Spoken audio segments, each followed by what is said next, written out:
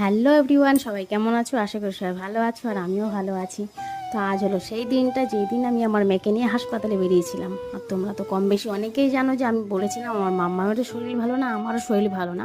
তো তার জন্য আজকে সকাল সকাল রেডি হয়ে বেরিয়ে পড়লাম মেয়েকে নিয়ে ডাক্তারের কাছে দেখা থেকে বেরিয়ে দেখছি বাইরের অবস্থা খুবই খারাপ, মানে এত রোদ্দুর দিয়েছে। এটা সকাল 9টার, বোঝা যাচ্ছে দেখে মনে হচ্ছে দুপুর 2টো বাজে।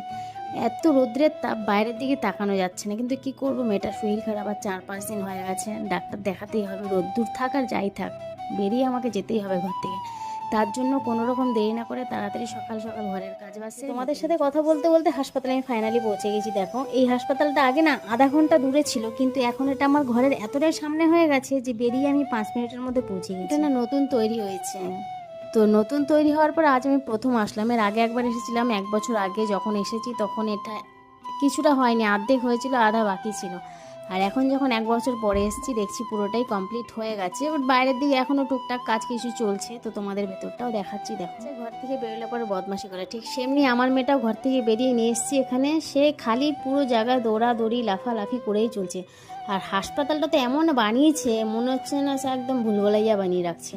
না কিছু চিনতে পারছি না, বুঝতে পারছি কিছুই না। সব জায়গায় যেন একই গলি, একই সিঁড়ি, খালি ঘুরেই বেড়াচ্ছে। এর যে শরীর খারাপ মনে হচ্ছে, এর জন্যই হাসপাতালে আসে, কিন্তু হাসপাতালে এসে ওর আর কিছু নেই, ওর মতনও ঘুরছে খালি।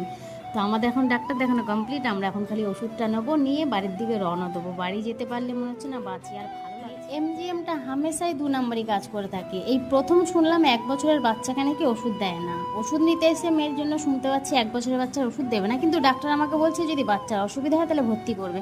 তাহলে ভেবে দেখো, যদি ওষুধ না দেয় তাহলে আমি যদি ভর্তি করি তখন আমার মেয়েটাকে কী করে ওষুধ দেবে? ওষুধ যখন ওদের কাছে নেই তো কী করবো, কিনতে হবে। তার জন্য আর দেরি না করে বেরিয়ে পড়লাম বাড়ি যাওয়ার জন্য। কিন্তু বেরিয়ে দেখছি পাখা, সে পাখা দেখে আমার এত হাসি পাচ্ছে। এগুলো পাখা না হেলিকপ্টারের পাখা বুঝে পাচ্ছি না। দেখো, এবারে বলি আমার কথা, আমিও ডাক্তার দেখাতে এসেছিলাম, কিন্তু কি আমাকে কোনো ওষুধ দেবে না। আমার ওষুধ আমাকে বাইরে থেকেই কিনতে হয়, আমাকে চেক আপ করতে আসতে হয়। যদি আমি এখানে সামনের হাসপাতালে চেক আপ না করি তাহলে আমাকে সেই ভুবনেশ্বরে যেতে হবে চেক আপ করাতে। এবার ভুবনেশ্বরে এই গরমের মধ্যে বাচ্চা নিয়ে যাওয়া তো সম্ভব নয়। তার জন্যই আমি মাঝে মধ্যে এখানে আসি, এসে এখানে চেক আপ করে চলে যাই। যেই গরম পড়েছে মানে বলার মতন না। তাই হাসপাতাল থেকে বেরিয়ে বরকে মিষ্টি সুরে বললাম, কি গো একটু লস্যি খাওয়াবে? তো বর বললো চলো, বেরিয়েছি যখন 1 গ্লাস লস্যি তোমাকে খাইয়ে দিই। তো দেরি না করে ছটপট চলে গেলাম লস্যি। সেটা দেখে মেয়ের বায়না, ওকে 1 গ্লাস হাতে দিতে হবে, কিন্তু ওকে কে বোঝাবে যে ওর শরীর খারাপ? ও তো মানছেই না, ওকে আমার 1 গ্লাস হাতে ওর দিতেই হবে। যখন লস্যি খেতে যাচ্ছিলাম না তখন এই মাছ দোকানটা দেখেছিলাম। আর আমার বর মাছ খায় না, কাটা লাগে, তার গন্ধ লাগে, ঠিক আছে খায় না। তার জন্য বরের জন্য 50 টাকার ডিম নিলাম, মাছের ডিম। ঘরে কি তাকে বড়া বানিয়ে বলো, বরটাকেও তো দেখতে হবে বলো, সবসময় আমার পছন্দ